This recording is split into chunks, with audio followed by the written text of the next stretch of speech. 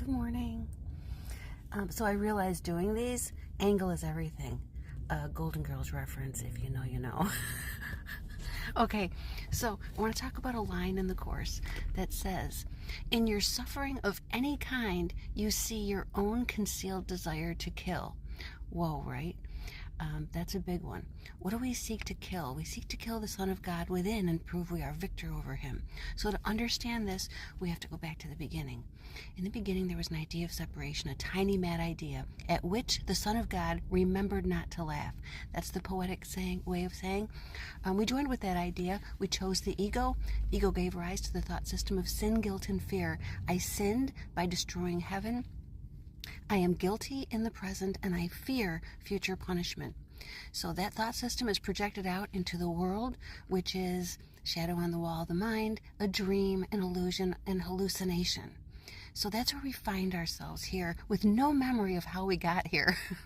The world teaches us how we were born. So we seek to kill God's Son within by denying the truth that walks with us. So we can look within and see the face of Christ. We can look within and see the dark mirror the ego reflects back to us of what we are. Okay?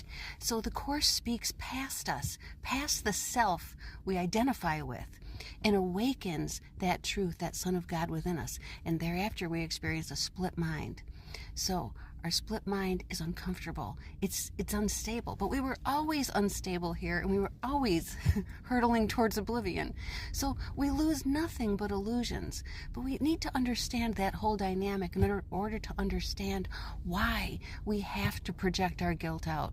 Because we're denying the guilt in ourselves, that ontological guilt for what we believe we did. We did nothing. Nothing happened. Not one note in heaven's song was missed, but we believe it was, and we try to maintain our dream by making sure not one note of our nightmare hellish existence is missed. So when we read the Course, sometimes we throw it against the wall. Sometimes we say, I'm not doing this, because it is a threat to our ego.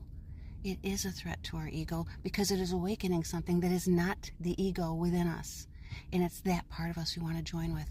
We take Jesus' hand and we look on what we made with him, with the truth in us.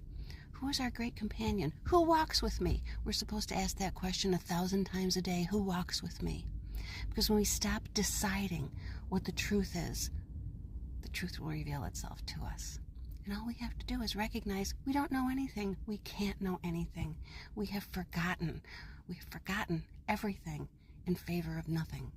We remembered nothing.